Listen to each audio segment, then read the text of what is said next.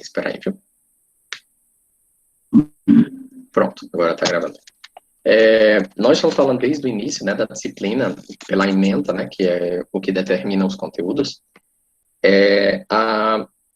digamos assim, a criação, o desenvolvimento de estratégias, né, para a gente ler textos, tá?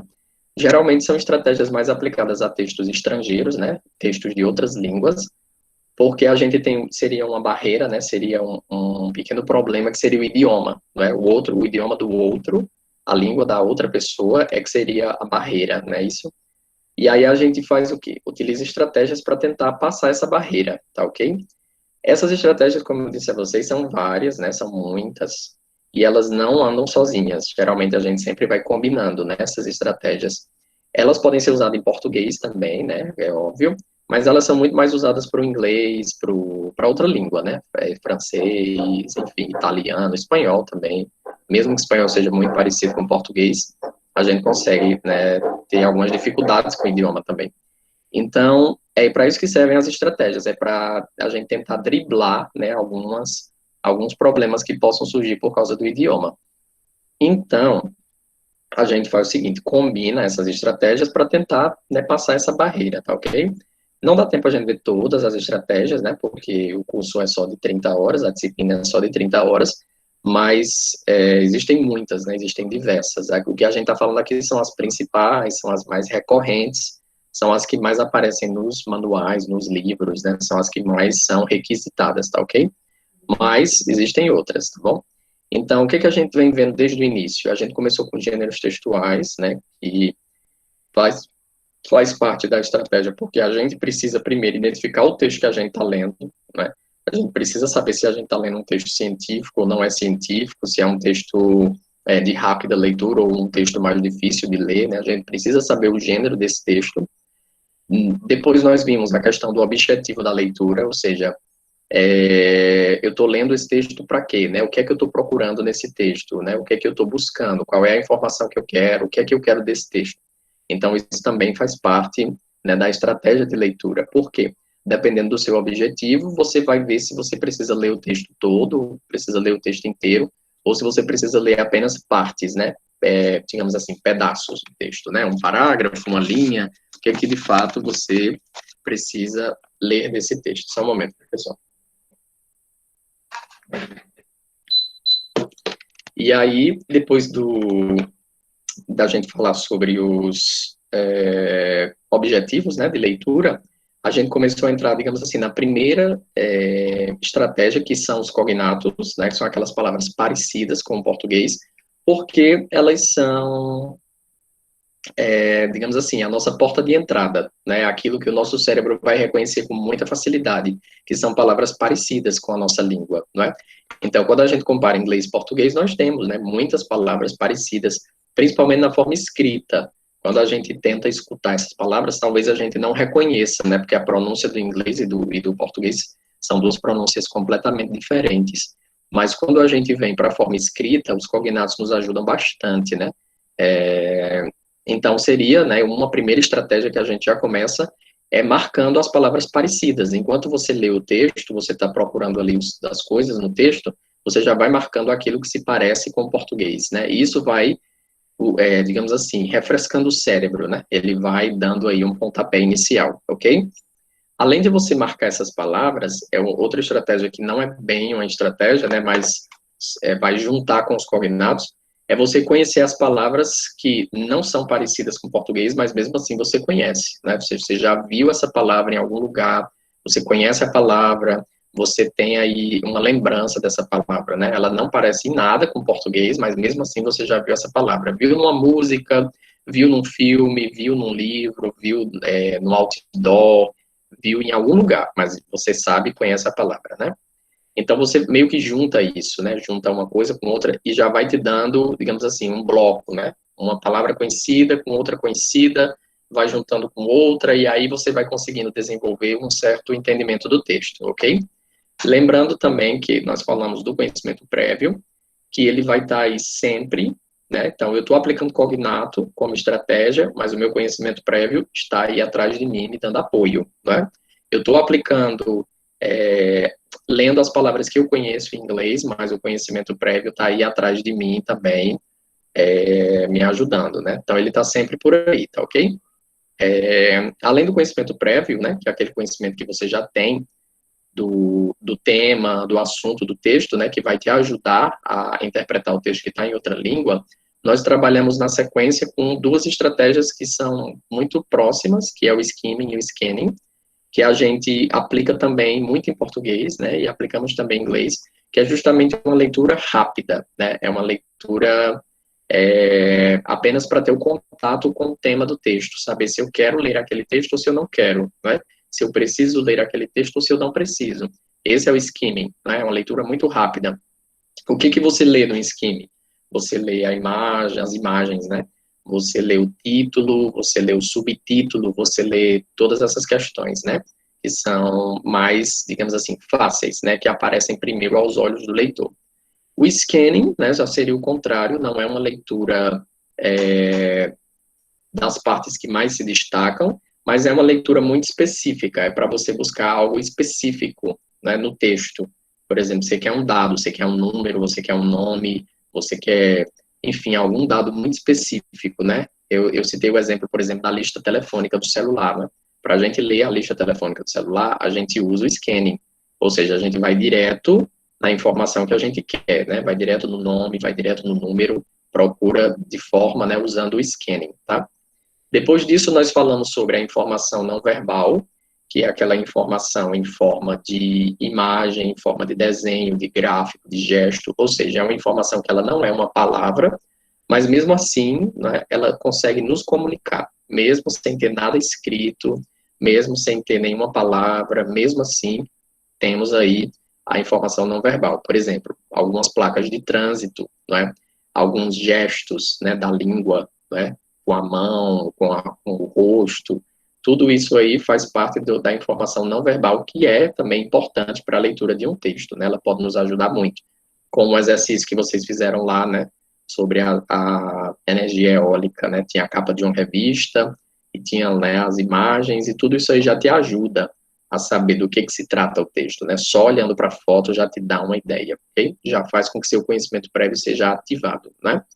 Depois disso, nós falamos sobre, deixa eu lembrar aqui na ordem, palavras-chave, né, que foi da última aula, a última aula passada, né, que são aquelas palavras, aliás, perdão, antes disso a gente falou de inferência, né, que a inferência, ela, deixa eu até ver aqui a ordem, gente, só um minutinho, viu?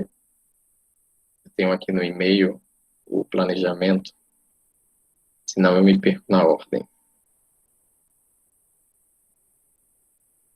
Depois da informação foi a inferência, isso. Pronto. Então, depois a gente falou da inferência, né, que é aquela habilidade, a capacidade que o ser humano tem de inferir o significado de alguma coisa, né, de alguma situação ou de alguma palavra. Inferir seria mais ou menos como adivinhar. A gente consegue adivinhar o significado de alguma coisa baseado nas informações que estão ali na nossa frente. Então, eu dei aquele exemplo, por exemplo, se alguém chega totalmente molhado na sua frente, né, todo encharcado, as roupas, o cabelo. Então, assim, mesmo que a pessoa não diga nada, você consegue, né, digamos assim, adivinhar o que pode ter acontecido. Isso é a inferência, né? Então, a gente consegue fazer isso com o texto também. Às vezes eu tenho uma palavra ali desconhecida, mas eu consigo, né, utilizando aí uma ajuda de palavras que estão antes ou depois, eu consigo ter digamos assim, um entendimento daquela palavra. Mesmo que eu não entenda a palavra 100%, às vezes eu consigo entender a conotação, não é? Se é uma conotação positiva, se é uma conotação negativa, não é? Se é algo bom, se é algo ruim, eu consigo fazer isso também através da inferência, não é? E aí sim a gente falou de palavras-chave e a gente estuda as palavras-chave, né, como estratégia pela seguinte questão: as palavras-chave elas se repetem muito no texto, né? Elas têm essa obrigação de se repetir no texto, porque se ela é uma palavra principal, né, se ela é uma ideia principal, então a gente precisa repetir essa ideia várias vezes no texto. E isso para a gente, no caso do inglês, né, vai ser muito bom, porque isso me ajuda a marcar, né, qual é a ideia que está ali aparecendo várias vezes. Então isso me ajuda a descobrir do que é que o texto está falando, né? Por exemplo, eu vejo uma palavra que se repete muito, repete, repete, repete. Eu disse, poxa, eu vou ter que procurar essa palavra, né? Eu vou ter que ir atrás de saber o que é que ela significa, porque ela está aparecendo demais, né? Então, por exemplo, se você vai ler um texto de logística, então é normal que apareçam, né, dependendo do tema, né, apareça a mesma palavra diversas vezes, né? Ela se repete. E, por extensão, a palavra-chave, ela não é só uma única palavra, tá? Ela pode ser um grupo de palavras, 2 palavras, 3 palavras, 4 palavras, às vezes uma sentença, porque não precisa ser a própria palavra repetida, né? Pode ser um sinônimo, pode ser uma palavra parecida, uma palavra que tem o mesmo sentido, né? Tem o mesmo significado, tá? Então, até aí a gente viu já, né, durante a disciplina, e hoje a gente vai ver os grupos nominais, tá ok? Eles são também destacados como estratégia porque os grupos nominais do português para o inglês são diferentes. Então, veja só, o português tem grupos nominais e inglês também tem, tá? Então, só que eles são diferentes de uma língua para outra. Aí é importante a gente ver isso principalmente na leitura, tá ok? Que é o que a gente vai ver. Acompanha aí, ó. Esses grupos nominais, né, aqui nesse material, ele tá, digamos assim, emendado com outro tema, tá? E aqui eu vou, vamos assim, vou dizer, eu vou desmembrando, tá? Porque o material começa dizendo assim, ó, abordamos até agora a sentença e seu constituinte, que em inglês a gente chama clause.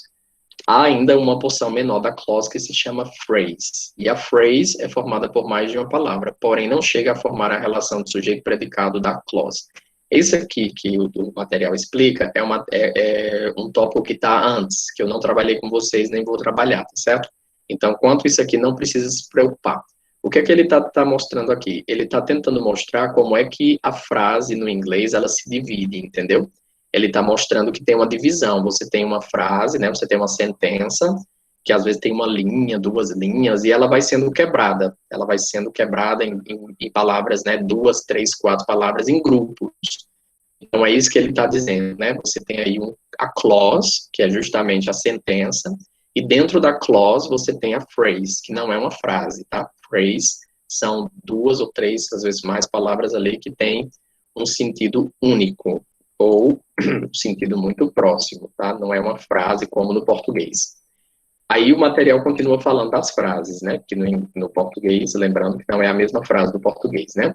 Então ele vai dizer o seguinte, ó, as phrases podem ser formadas por 6 classes de palavras.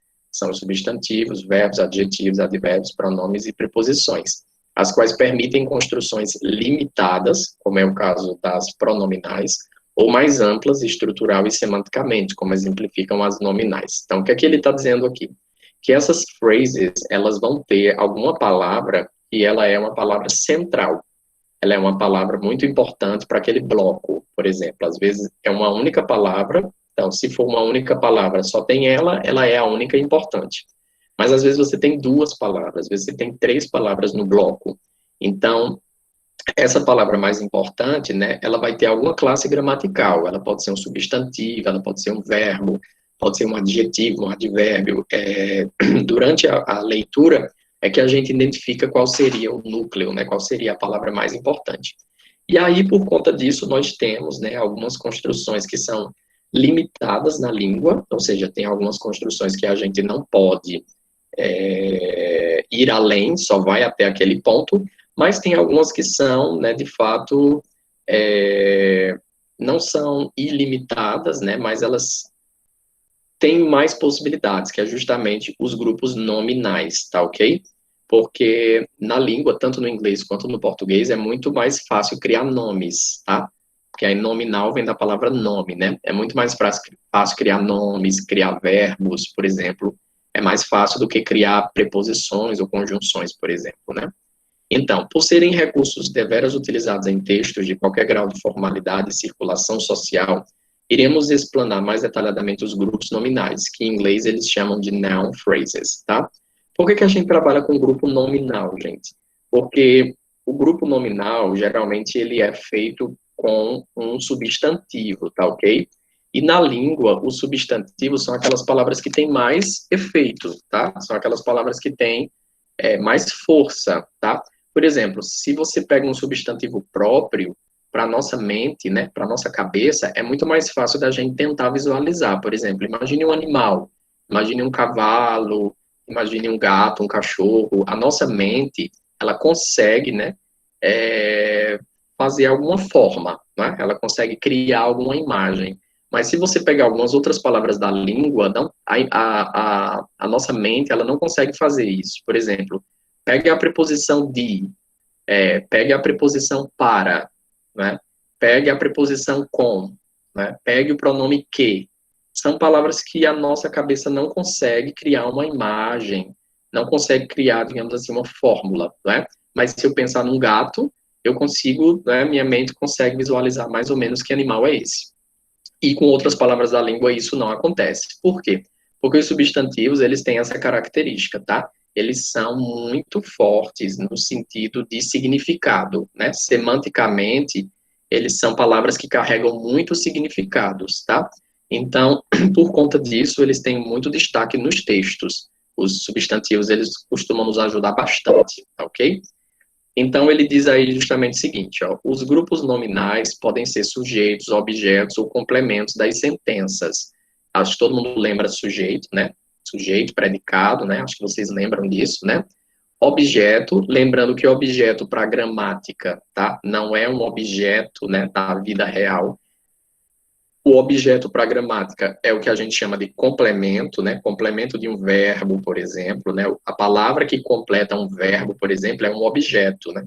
Então, esses grupos nominais podem ser sujeitos, podem ser objetos, podem ser também complementos das sentenças e geralmente são formados por um núcleo e seus modificadores, os quais podem ser pré-modificadores ou pós-modificadores.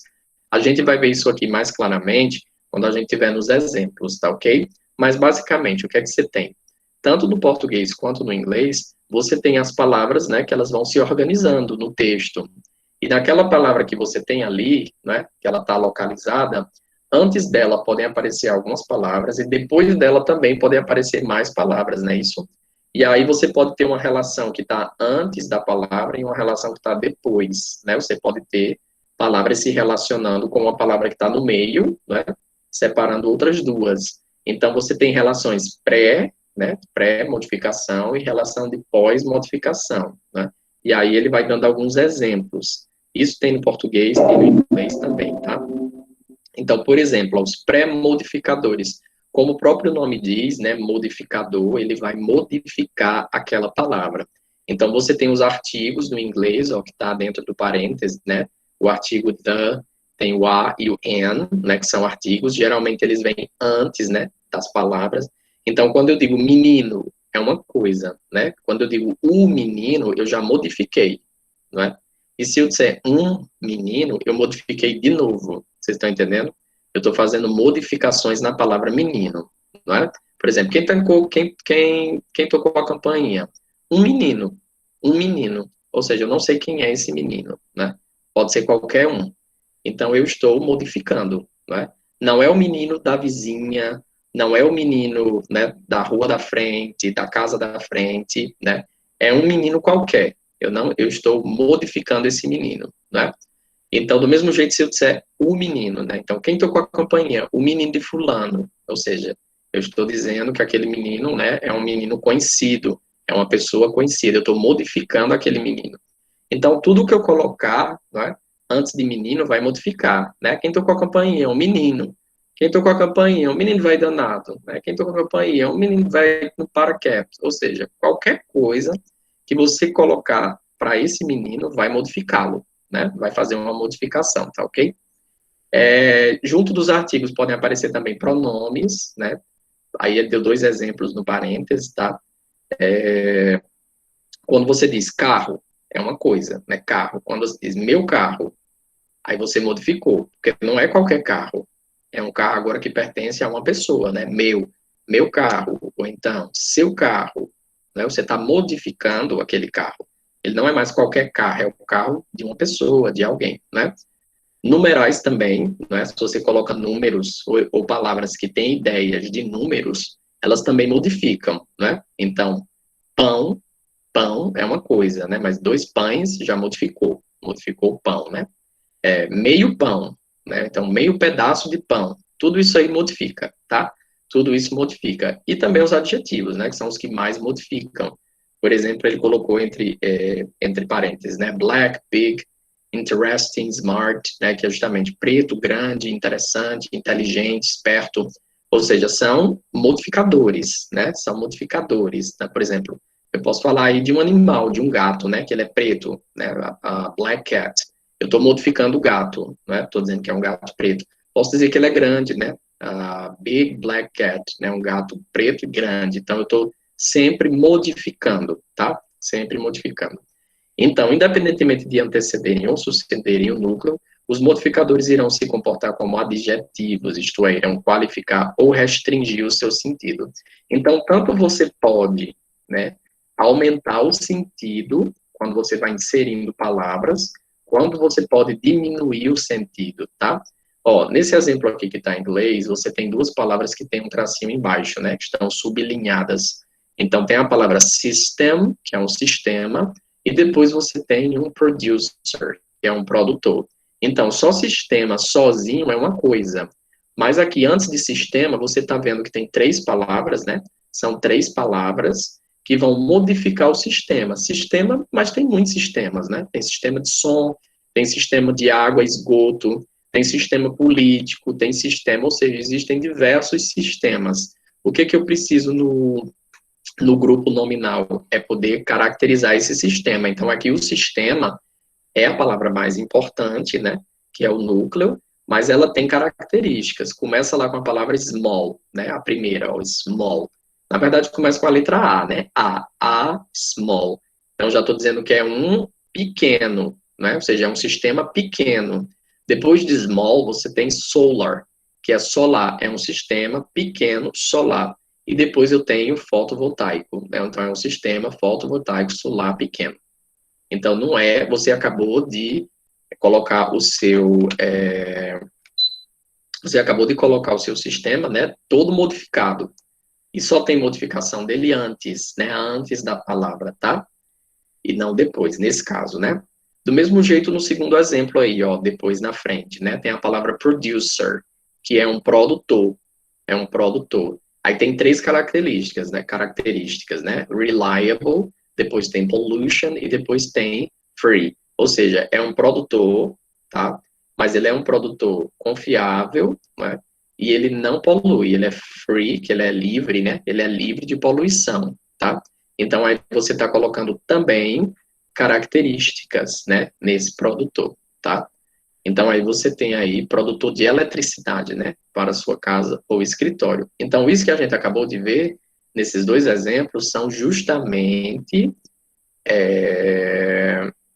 dois exemplos de grupos nominais, tá? Nesse caso aqui do primeiro grupo nominal, você tem um grupo nominal de 4 palavras, enquanto na frente você também tem, né, um grupo nominal de 4 palavras, só que duas estão juntas, né, pollution free, tá, como se fosse uma única palavra por causa do hífen, né, estão juntas, tá, mas isso aqui é um grupo nominal, tá, por exemplo, na disciplina de vocês tem muitos grupos nominais, depois a gente vai ver mais para frente nos termos que vocês estudam em logística, por exemplo, né, a própria cadeia de suprimentos, né, é um grupo nominal, né, ela sempre aparece dessa forma, cadeia de suprimentos. Em inglês ela é um grupo nominal, em português também ela é um grupo nominal, né.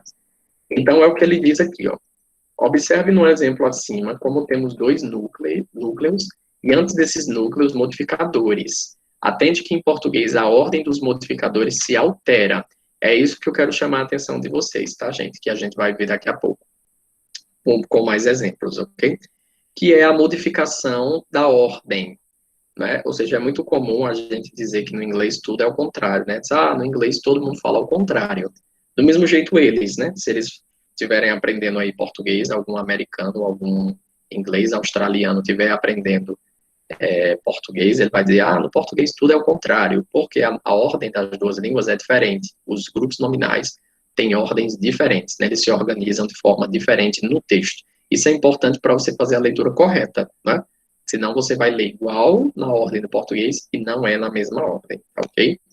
Então, ele vai dizer aqui, ó, para o posicionamento dos pré-modificadores em língua inglesa, seguimos a seguinte ordem. Não precisa memorizar essa ordem, tá? É muita coisa. Opinião, qualidade, tamanho, idade, temperatura, formato, cor, adjetivos terminados em ED ou ING, origem, material, tipo, assunto.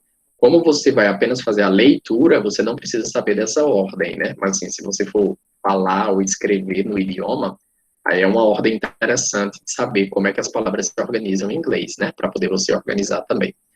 É importante salientar que a cada modificador adicionado modifica o sentido do núcleo e o sentido global produzido com os demais modificadores. Veja a ordem de adição de modificadores abaixo. Esse quadro é legal porque ele mostra como é que o grupo vai crescendo, tá vendo? Ó, aqui no inglês, né, a autora colocou um grupo que ele começa com uma palavra, tá vendo? É a primeira palavra, né? Buns, buns. Nesse caso aqui, buns pode ser pão, tá? Pão. Está no plural, né? Pães. Então, veja que no começo ele está sozinho, pães, né? Buns. E lá na frente tem are for sale, ou seja, pães, né? À venda, estão à venda, né? Então, seria em português, pães à venda. Então, aí você tem buns, é um grupo nominal, que só tem uma palavra, tá? Na linha de baixo, ela já aumenta, ela coloca agora um artigo. Então, ela está dizendo, os pães estão à venda, né? Na terceira linha, ela coloca todos os pães, all the buns, todos os pães estão à venda. Veja que é diferente, né? Pães à venda é de maneira geral, os pães à venda são os pães que estão ali na padaria, por exemplo, né? Todos os pães são tudo que tiver na padaria, todos os pães estão à venda. Na quarta linha, all the current buns, ou seja, todos os pães de groselha. Agora não é, né, não é todo não é todo tipo de pão, né? O pão de groselha, todos que forem de groselha estão, né, para vender, estão à venda. Depois ela vai aumentando, né?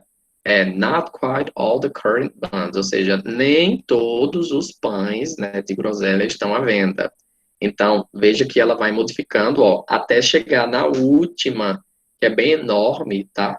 Mas ela provavelmente não existe, é uma frase criada, tá? Ninguém vai dizer tudo isso aí, é muita coisa. Então, provavelmente isso ali seria quebrado em sentenças, em frases, né? Que em inglês é phrases, em phrases menores, tá?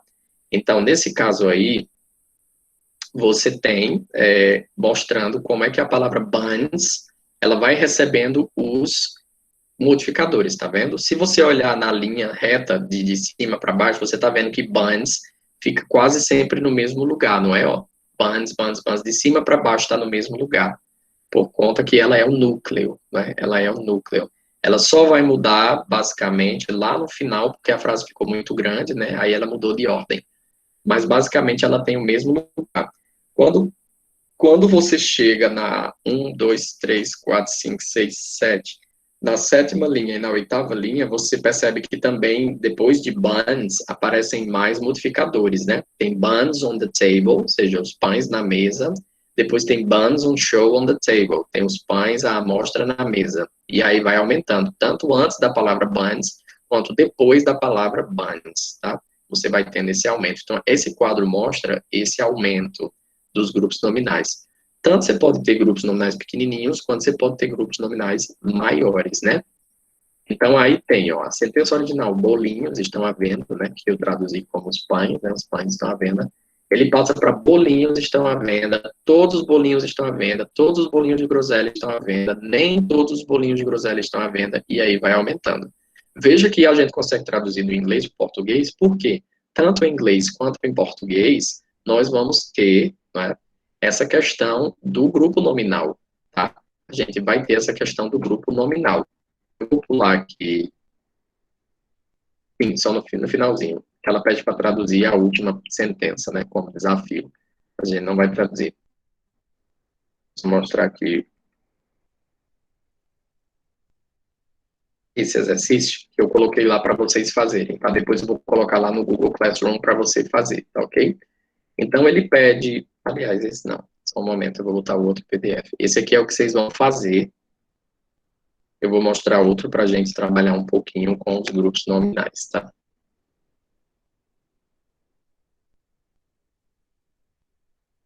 Uma característica dos grupos nominais, como a gente discutiu, são as questões da ordem, tá?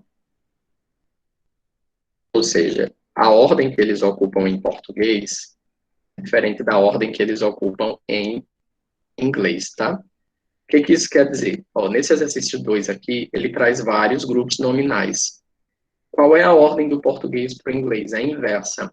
Enquanto no português você tem o núcleo aparecendo como a primeira palavra, no inglês você tem o núcleo aparecendo na última palavra. Então, geralmente em inglês você traduz de trás para frente, tá? Então, aqui, por exemplo, na letra A, você tem storm chasing season. Então, season é a palavra temporada, tá? Storm é... Ô, Ricardo, Sim, pode falar. Ah, não dá para ver não, né? acho que tu não compartilhou a tela, não. Não sei se você tá falando aí. É, eu troquei o PDF e não compartilhei, verdade. Deixa eu ver aqui agora se aparece, só um momento. E agora, conseguem ver? Agora sim, pode continuar. Ah, porque eu troquei o PDF, achei que ficava, mas não fica, tem que compartilhar de novo. Pronto. Ó, gente, o exemplo que eu estou falando é esse aqui da letra A, tá certo? Ó, na letra A você tem 3 palavras, tá vendo? Storm, chasing, season, tá? Isso aqui é um grupo nominal, ok? Em português ele também é um grupo nominal. A diferença é porque em português a gente começa da frente para trás, né? A gente começa da esquerda para a direita. No inglês seria o contrário, seria não, é o contrário. Então aqui você começa traduzindo a palavra season, tá? Que é temporada. Então storm é tempestade e chasing significa perseguir. Então aqui ele está falando, né? É um texto, tá? Eu não passei o texto para vocês, senão fica muito grande. Ele está dizendo que foi aberta a temporada de caça às tempestades. Eu não sei se vocês já viram, mas nos Estados Unidos é muito comum, né, ter um pessoal aí da meteorologia, da área de geografia, do clima, do tempo, que eles ficam perseguindo as tempestades para poder gravar, né, enfim, os ciclones, os tornados, essas tempestades, né, que são muito fortes, né, que são muito poderosas. Sempre tem uma equipe ali que está atrás, perseguindo, né, indo atrás desse fenômeno para gravar, para estudar, enfim. Então, o texto fala disso, tá ok? Então, você tem aqui ó, a palavra season, que é temporada, é a primeira palavra, né? Season, você traduz, temporada. Depois você tem tempestade, e depois você tem perseguir, né? Perseguição. Então, seria a temporada de caça, de perseguição às tempestades. O importante é você achar primeiro o núcleo, tá ok? Que nesse caso não é difícil, é sempre a última palavra, ok? É sempre a última palavra, o núcleo. As palavras que estão antes, que nós vimos que são os modificadores, né? Elas vão apenas modificar. Então, em português, você pode organizar essa ordem, tá? Você pode depois organizar essa ordem. Desde que o núcleo você encontre primeiro, tá ok? E nesse caso, o núcleo é sempre a última palavra, tá ok? No inglês. Quando é que esse núcleo vai mudar? Quando tiver uma preposição. Vocês conseguem ver aí a letra G, ó, a letra G tem a palavra years of experience, tá? Por causa da preposição of, o núcleo não fica no final, o núcleo fica antes dela. Então, o núcleo aqui vai ser years. Então, aqui é igual no português. Years of experience, anos de experiência, tá? É igual no português, por causa da preposição. Não tendo preposição, aí vai ficar tudo o contrário. Vamos para a letra B. Ó, a letra B tem tour companies. Como aqui não tem preposição, a última palavra é companies, né? Companhias. E tour é tour, né? É aquelas viagens, né? Então aí seriam companhias de tour, de turismo, por exemplo, né? Olha aqui o letra C. Letra C tem algumas características, ó. Courageous, que é corajoso, né? Possibly insane, possivelmente insano, né? Ou seja, possivelmente louco. E tourists são os turistas, né? Em português a gente começaria com qual palavra? Com turistas, né? Ou seja, turistas corajosos e possivelmente insanos. Ou seja, turistas corajosos e possivelmente loucos. Que são os turistas que ficam naquelas regiões, mesmo com a tempestade, né? Mesmo com todo esse perigo, eles ficam lá, eles ainda vão para lá, né? Então, veja que tourists são os turistas, eles estão lá no final, mas no português vem para o começo, né? Então, eu começo turistas, aí depois vou para corajosos, e depois vou para possivelmente insanos, né? Vocês estão conseguindo perceber como é que muda, né? A ordem, tá? A ordem de leitura, de tradução, de interpretação, ela acaba tendo essa mudança, tá ok? Letra D, hundreds of miles of flat open plains. Plains, nessa letra D, são as planícies. Tudo que está antes aí são as características da planície, tá? Então, são milhares de milhas de planícies, digamos, retas, né, flat, e abertas, né, open. E aí ele se refere aos locais que o pessoal vai buscar as tempestades, né, para gravar. Esse aqui, ó, reinforced roofs. Reinforced roofs. Se eu for traduzir do jeito que está aqui, ficaria reinforced, que é reforçado, né, reforçado, e roofs são os tetos, seriam reforçados tetos. Mas em português a gente não fala isso, a gente fala tetos reforçados, né? A gente fala primeiro tetos, depois a gente fala reforçados. Em inglês não, a gente fala reforçado primeiro, teto depois, certo? Letra F, Tornado Intercept Vehicle, ou seja, em português, se eu fosse traduzir, né, correto seria de trás para frente, né? Então, eu começo em quem? Veículo, né? Vehicle, né? Veículo. Então, veículo, aí depois tem tornado e tem interceptar. Então, é um veículo de interceptar tornado, né? E eu não vou traduzir do jeito que está no inglês, né? Tornado interceptar veículo. Não, não é o tornado que intercepta o veículo, é o veículo que intercepta o tornado. É o inverso, tá? Lembrem-se sempre disso. Letra G nós já vimos, né? Letra H, Advanced Computer Systems. Se eu traduzir do jeito que está aí, como é que fica? Avançado computador sistemas. E não é, né? A tradução correta vai ser sistemas avançados de computador, ou sistemas avançados computacionais, né? Pode ter essas duas traduções, tá? Letra I, como ela tem a preposição of, a palavra que está antes é location, né? Ou seja, localização. E storms são as tempestades, né? Então, aqui, nesse caso, eu vou traduzir do jeito que está aqui na ordem do português, né? Localização das tempestades. Eu não vou traduzir do contrário, né? Tempestades da localização por causa da presença da preposição, tá ok? Certo, gente? Deu para entender? Estão com alguma dúvida, alguma pergunta? Pode ficar à vontade, tá? Se quiserem fazer alguma pergunta, dizer alguma coisa, quero ouvir agora de vocês. Tá de boa. Tá tranquilo? Pronto, então só para resumir, por que a gente vê a questão dos grupos nominais? Por essa questão da ordem, né? Acho que deu para todo mundo perceber, não é? Que a ordem é diferente do português, do inglês. Então, a gente tem que prestar atenção nessa ordem para poder fazer a correspondência com o português de maneira correta, não é? Corresponder de maneira correta, tá? Outra parte importante é porque os grupos nominais, eles aparecem durante o texto inteiro, tá? Você tem muitos grupos nominais, tanto em português quanto em inglês. Por exemplo, em português você não escreve as palavras soltas, né? Você vai combinando, você vai juntando essas palavras, né? Fazendo grupos de palavras, tá? Isso acontece no inglês também, tá ok? Então, por isso que a gente acaba estudando o grupo nominal e dá uma ênfase nele, porque a ordem dele do inglês para o português é uma ordem diferente, né? É o contrário, tá? Nunca esqueçam disso, beleza? Então, alguém tem alguma pergunta, alguma dúvida? Caso alguém não tenha, aí eu vou encerrar e daqui a pouquinho eu posto o vídeo com a atividade lá para vocês, tá ok?